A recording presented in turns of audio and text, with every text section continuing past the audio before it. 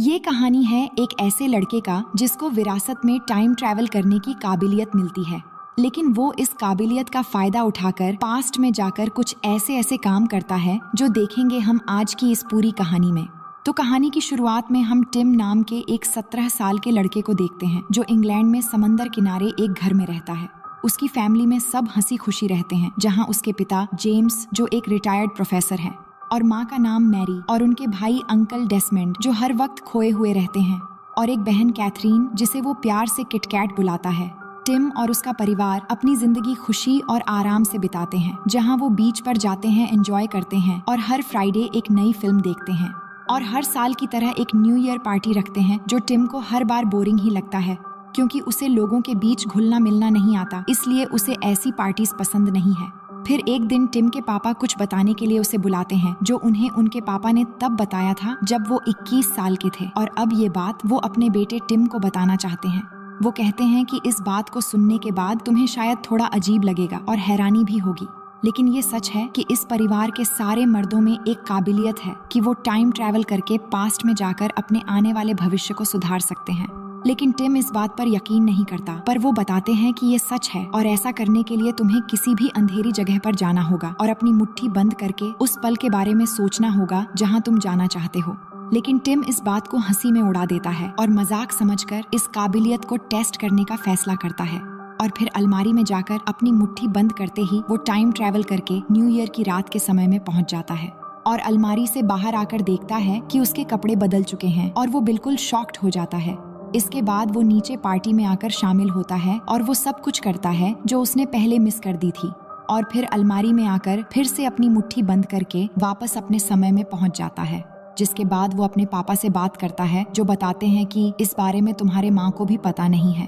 और वो कहते हैं कि तुम्हें टाइम ट्रैवल सिर्फ अपनी जिंदगी बेहतर बनाने के लिए करना होगा, शोहरत पाने के लिए नहीं, वरना तुम जिंदगी में कभी खुश नहीं रह सकोगे और बिल्कुल अपने दादा और उनके भाई की तरह हमेशा के लिए अकेला रह जाओगे। तुम्हें सिर्फ इस काबिलियत को अपनी जिंदगी खुशियों से भर देने के लिए इस्तेमाल करना चाहिए। अब टिम को जिंदगी में प्यार की जरूरत थी, इसलिए वो इस काबिलियत को प्यार के लिए इस्तेमाल करने का सोचता है और इसका मौका उसे तब मिलता है जब किटकैट की एक खूबसूरत दोस्त शार्लेट जो उनके घर 1 महीने के लिए रहने आती है और एक दिन शार्लेट और कैथरीन घर के बाहर सनलाइट ले रहे होते हैं और यहाँ पर टिम भी था। तभी शार्लेट टिम को बुलाकर कहती हैं, मुझे थोड़ी सनस्क्रीन लगा दोगे? तो टिम अच्छा मौका पाकर जल्दी से सनस्क्रीन लगाने के लिए जाता है, पर लगाते समय ज्यादा क्रीम उस पर गिर जाता है और सब गड़बड़ हो जाता है। लेकिन उसी समय वो जल्दी से भागकर घर में आता है और टाइम ट्रैवल करके वापस उसी टाइम में आता है और इस बार शार्लेट के बुलाने पर वो एकदम जेंटलमैन की तरह उठता है और आकर सनस्क्रीन लगाता है, जैसे कि ये सब करना उसके लिए बिल्कुल आम बात है।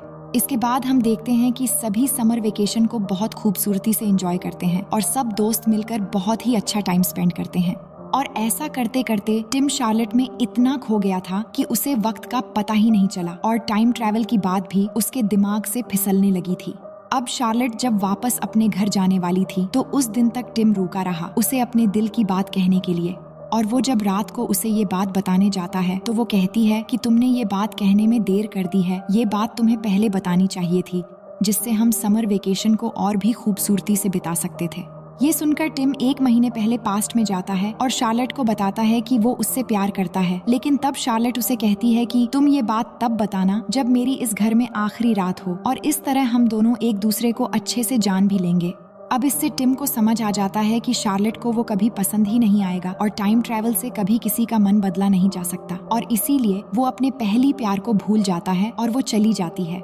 टिम लॉयर बनना चाहता है और इसीलिए वो दूसरे दिन लंदन जाने के लिए तैयार हो जाता है और उसके मामा उसे कुछ पैसे देकर उन्हें संभाल कर खर्च करने के लिए कहते हैं और इस तरह वो सबको अलविदा कहकर अपनी लॉयर की प्रैक्टिस पूरी करने के लिए लंदन में चला जाता है। अब लंदन में वो अपने पिता के दोस्त हैरी अंकल के घर रहने लगता है जो एक ड्रामा राइटर है और हर वक्त गुस्से में रहते हैं और वो अपने घर में टिम का स्वागत करते हैं और उसके रहने के लिए एक कमरा दिखाते हैं। अब अगले दिन टिम उस जगह जाता है जहां उसे लॉयर की ट्रेनिंग मिलेगी और वहां पर वो अपना एक कॉलीग से मिलता है जिसका नाम रोरी है और इस तरह ट्रेनिंग करते करते 6 महीने बीत जाते हैं, लेकिन उसे तो तलाश थी एक गर्लफ्रेंड की। इसीलिए एक रात वो अपने एक दोस्त जय के साथ एक रेस्टोरेंट में जाता है जहाँ पर ब्लाइंड डेटिंग गेम खेला जाता है और वहाँ अंधेरे में टिम मैरी से मिलता है और उससे फ्लर्ट करता है। और जब वो बाहर आती है तो वो दोनों एक दूसरे को पहली बार देखते हैं। मैरी उसे अपना नंबर देती है और वो दोनों एक दूसरे को पसंद करने लगते हैं, जिसके बाद टिम खुशी खुशी घर वापस आता है और आकर हैरी को देखता है जो गुस्से में था क्योंकि आज उनके नए एक ड्रामे की ओपनिंग थी और सबको उनका प्ले अच्छा भी लग रहा था, पर एक एक्टर अपनी लाइंस भूल गया और सब कुछ बर्बाद हो गया। अब अंकल हैरी को दुखी देखकर टिम उनकी मदद करने के लिए टाइम ट्रैवल करता है और हैरी को लेकर उस ड्रामा वाली जगह पर जाता है और उस एक्टर के पास जाता है जो लाइंस भूल गया था और उसे बताता है कि तुम्हें लाइंस याद कर लेनी चाहिए। पर अंत में उसे पता चलता है कि डायलॉग भूलने वाला एक्टर कोई और ही था। तभी वो फिर से टाइम ट्रैवल करता है और उस एक्टर को डायलॉग कहलवाने में मदद करता है और इस तरह टिम की वजह से हैरी का प्ले सफल हो जाता है। इसके बाद टिम मैरी को कॉल करने लगता है, पर उसके फोन में मैरी का नंबर ही गायब था। इसलिए वो उसी रेस्टोरेंट में फिर से जाता है और वहाँ के एक आदमी से मैरी के बारे में पूछता है और वहाँ उसे समझ आता है कि उसने हैरी की मदद करने के लिए टाइम ट्रैवल किया था, इसलिए वो उस शाम को मैरी से कभी मिला ही नहीं था। अब हैरी तो खुश था, पर टिम मैरी के बारे में सोचकर दुखी था। तब उसे याद आता है कि मैरी ने बताया था कि उसे एक मॉडल बहुत पसंद थी, इसलिए वो उस मॉडल के एग्जीबिशन में जाता है और थोड़ी देर इंतजार करने के बाद यहाँ उसे मैरी दिखाई देती है। पर जब वो उससे बात करने जाता है तो मैरी उसे पहचान नहीं पाती, लेकिन टिम कुछ समय उससे बात करके कुछ वक्त उसके साथ बिताने के लिए कहता है तो वो मान जाती है और वो अपने एक दोस्त से भी टिम से मिलवाती है और फिर तीनों एक साथ कॉफी पीने लगते हैं। तो उसे पता चलता है कि मैरी की अब एक बॉयफ्रेंड भी है जिसका नाम रूपर्ट है, लेकिन टिम इस बात पर भरोसा नहीं कर पाता और फिर उनसे पूछताछ करने के बाद वो बताते हैं कि वो एक पार्टी में पहली बार मिले थे, जिसके बाद टिम टाइम ट्रैवल करके उसी पार्टी में जाता है जहाँ मैरी रूपर्ट से मिली थी और रूपर्ट से पहले ही सही वक्त पर उस पार्टी में पहुँच जाता है और वहाँ मैरी को अकेला देखकर उससे बात करने जाता है और उसे उस पार्टी से बाहर ले आता है। इसके बाद वो दोनों एक दूसरे के साथ काफी वक्त बिताते हैं और धीरे धीरे मैरी उसे पसंद करने लगती है। मैरी अब टिम के साथ और वक्त बिताना चाहती है, इसलिए वो उसे अपने साथ घर तक चलने के लिए कहती है और फिर घर में आकर दोनों एक दूसरे के बेहद करीब हो जाते हैं और गुलू गुलू करने लगते हैं। लेकिन इसके बाद टिम को लगता है कि उसका फर्स्ट टाइम होने की वजह से वो अच्छा परफॉर्म नहीं कर पाया, तो वो जल्दी से टाइम ट्रेवल करके वापस उसी टाइम में आता है और इस बार अच्छे से करता है। और इस बार मेरी भी उसके परफॉर्मेंस से बहुत सेटिस्फाई हो जाती है और उसके बेबी कॉर्न की तारीफ करती हैं। और उस रात के बाद टिम और मैरी एक दूसरे से प्यार करने लगते हैं और उन दोनों का रिलेशनशिप हो जाता है। वो दोनों एक दूसरे के साथ रहने लगते हैं और खूबसूरत पल बिताने लगते हैं। फिर कुछ दिनों बाद उनसे मिलने मैरी के माता पिता आते हैं, पर मैरी ने उन्हें अब तक नहीं बताया था कि टिम और वो एक ही घर में साथ रहते हैं। वो सिर्फ ये जानते हैं कि टिम उसका एक बॉयफ्रेंड है, लेकिन फिर टिम से बात करने के बाद उन दोनों को टिम पसंद आ जाता है। इसके बाद हम देखते हैं कि एक रात टिम शार्लेट को देखता है और वो उससे मिलने जाता है। शार्लेट उसे अपनी एक दोस्त से मिलवाती है जिसे वो अपनी गर्लफ्रेंड कहकर बताती है और इससे टिम को लगता है कि वो दोनों लेस्बियंस हैं, पर ऐसा कुछ नहीं होता और इस तरह वो बातें इतनी बिगाड़ देता है कि पास्ट में जाकर फैसला करता है कि वो शार्लेट से मिलेगा ही नहीं। पर बाहर जाते वक्त उसे शार्लेट देख लेती है और वो दोनों एक दूसरे से बातें करने लगते हैं और यहाँ से वो टिम को डिनर पर ले जाती है और उसे कहती है कि मैं तुम्हें अब पसंद करती हूँ और मुझे तुम्हें रिजेक्ट नहीं करना चाहिए था। इसके बाद वो टिम को अपने घर तक छोड़ने के लिए कहती है और आने के बाद उसे अंदर बुलाती है,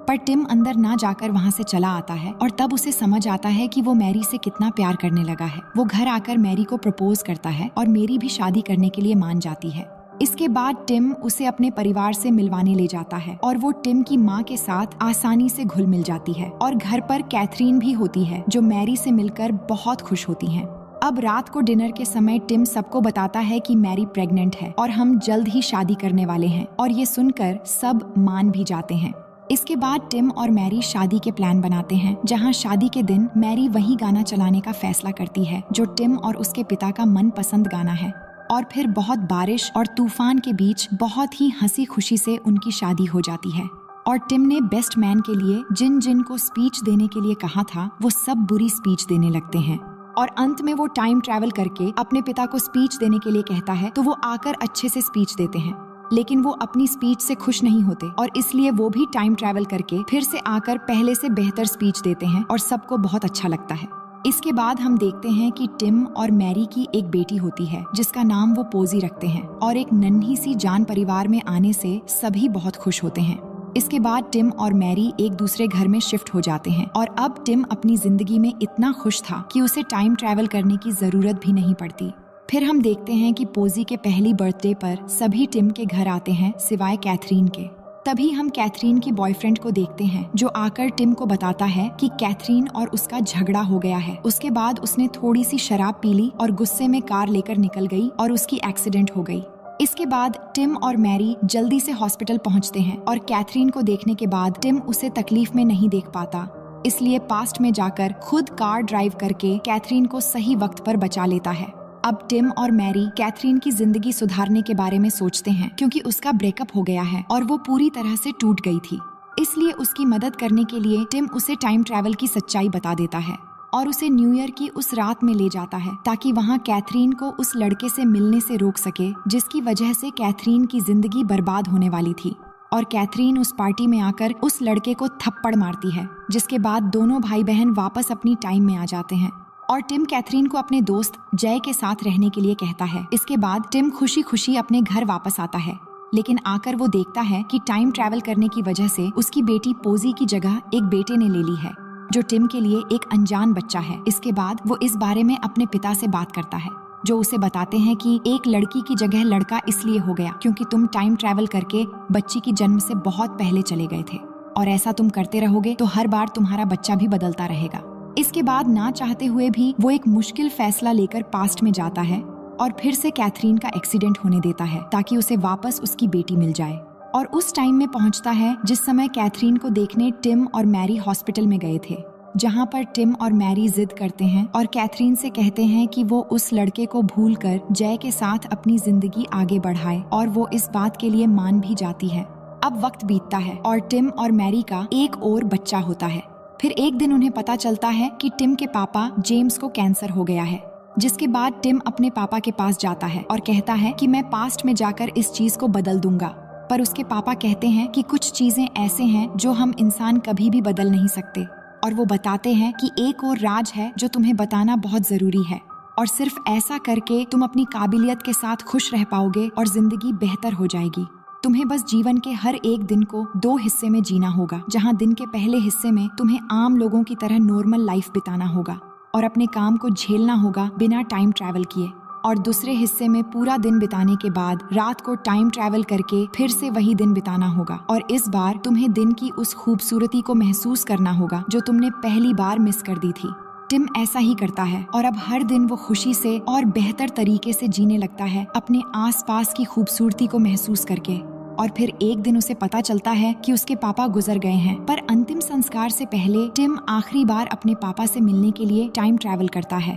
जहां वो जानते थे कि टिम उनकी मौत के बाद यहाँ आया है और वो दोनों एक दूसरे के साथ वक्त बिताते हैं और फिर टिम वापस चला आता है। और ऐसे ही जब भी उसका मन करता है तो टिम अपने पिता के साथ वक्त बिताने के लिए पास्ट में चला जाता है। लेकिन फिर एक दिन मैरी उसे बताती है कि वो एक और बच्चा चाहती है, पर टिम के लिए ये एक मुश्किल फैसला था क्योंकि अगर उनका एक और बच्चा हुआ तो वो अपने पापा से मिलने उस बच्चे के जन्म से पहले के समय में नहीं जा पाएगा। इससे उस बच्चे का फ्यूचर बदल सकता है, पर वो मैरी का भी दिल नहीं तोड़ सकता था, इसलिए उसकी बात मान जाता है। इसके बाद अगले सीन में हम देखते हैं कि टिम का बच्चा होने से पहले वो अपने पिता से एक आखिरी बार मिलने जाता है और उन्हें बताता है कि ये उनकी आखिरी मुलाकात है, जिसके बाद वो टिम को अपने साथ ले जाते हैं और वो दोनों अपनी यादें फिर से जीने के लिए टाइम ट्रैवल करके टिम के बचपन में जाते हैं और आखिरी बार एक दूसरे के साथ पूरा दिन बिताते हैं। इसके बाद अब टिम अपनी जिंदगी प्रेजेंट में जीने लगता है और अपनों के साथ खुशी खुशी वक्त गुजारने लगता है।